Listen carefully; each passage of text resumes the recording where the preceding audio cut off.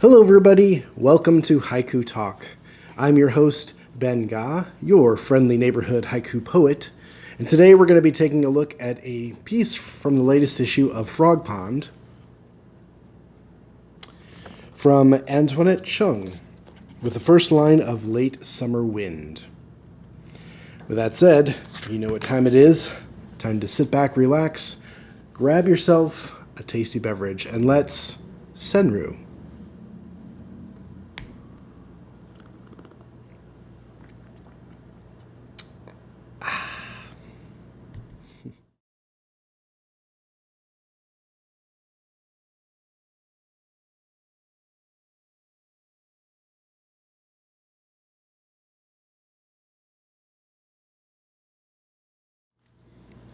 Welcome back, everybody. It's good to be with you for another episode of Haiku Talk.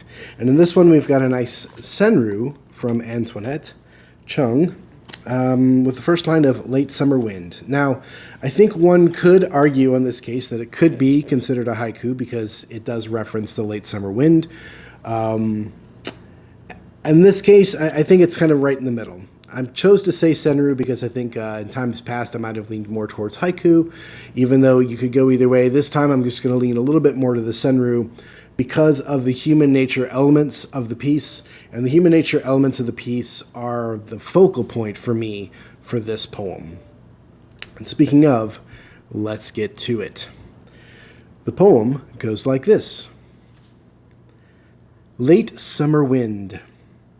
After the last kiss, a last kiss. Late summer wind, after the last kiss, a last kiss.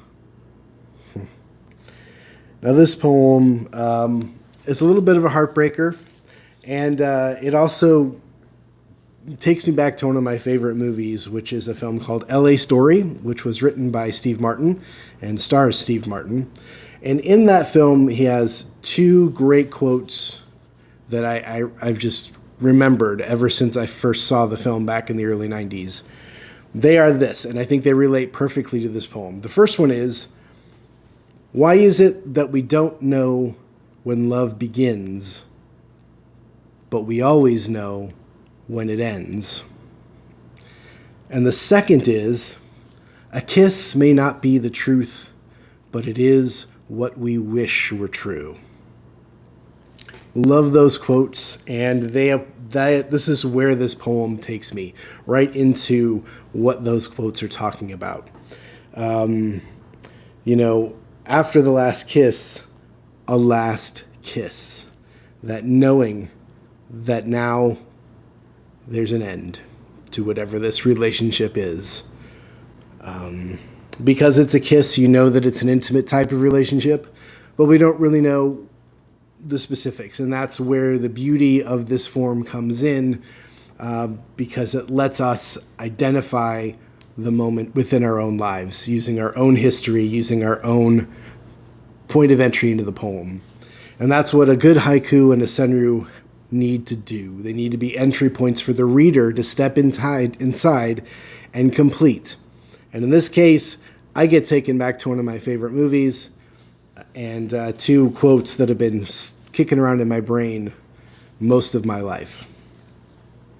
Now let's take a look at how this poem works. It does follow the fragment and phrase format, with the first line being the fragment of Late Summer Wind, and lines 2 and 3 becoming the phrase, after the last kiss, a last kiss. Another thing I really like about this poem is that it uses last kiss twice. And in each case, we know what it is, but they're distinctive. And being able to repeat the same image or the same reference point twice in a haiku or a senryu it's really hard to do, really hard to get right. And not one that I would normally recommend, especially if you're a beginning writer. Don't worry about trying this trick, because it takes a while before you're able to pull it off. But Antoinette is no longer new to this game, and she knows what she's doing, and it's very, very obvious here with this masterful little poem. So let's take a look at this line by line and see how it works. So that first line. Late summer wind. Late summer wind. Now, what's nice about it is gives us a seasonal reference of summer by actually stating the word summer. But it's not just summer, it's late summer. And so that puts an emphasis on not only the time of year, but the kind of mindset that we have. And not just the mindset that you have, but also sort of that seasonality, both in terms of the physical year, but also perhaps in the sense of life, where you are maybe in life. And because at this point we don't know what's coming next, it's a good setup for this. And the fact that it's a good first line, because it brings us into this nice realm of the end of something, the end of a season, and it's late. And the third word of that first line is wind. So something is fluid, it's moving, there's a motion. Late summer wind. We're being carried away with something, carried away to what yet we don't know. So you keep reading, and in line 2 we have after the last kiss. After the last kiss. So now we know that it's the end of summer, it's late, there's a wind that's blowing, and it's after the last kiss. So we know that the last kiss has occurred of some sort. We don't know what it is or what the relationship is yet, but again, we're in this transient state. We're in the state of seasonal change. There's a motion, there's a push, there's a transition happening here in the moment. And we know that it's after the point of the last kiss. Then you get to line 3. A last kiss. A last kiss. And I go back to, why is it that we don't always know when love begins, but we always know when it ends? Thank you, Steve Martin. And yes, I think anybody that is, that has lived a little while has experienced this once, twice, 3 times, multiple times in your life, where you've had that last kiss. And for me, like with the movie LA Story, of course, I'm going to romantic love, which is bittersweet and tragic. And there's something about that ending bit here where you know that it's the last kiss, and it hits home that that's it. That was it. No more. Any interaction you have with this person going forward is going to be different because the love affair is ended.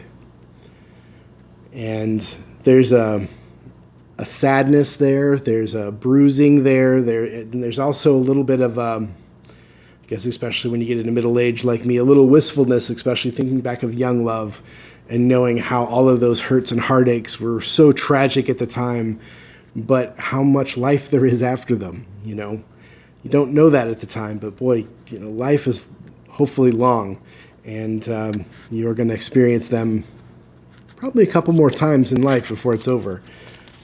And not maybe directly, but maybe indirectly through friends or the next generations that come below you and your family and your friends' kids and so forth. And you see that cyclical nature play out and play out again, which is the nice seasonal reference here of late summer. Every year there's a late summer, no matter how old you are. And every year that you get older, you look at that late summer differently. And you think about last kisses differently. And you think about knowing when those things ended and how those things ended. But it could also be something a little bit different as well.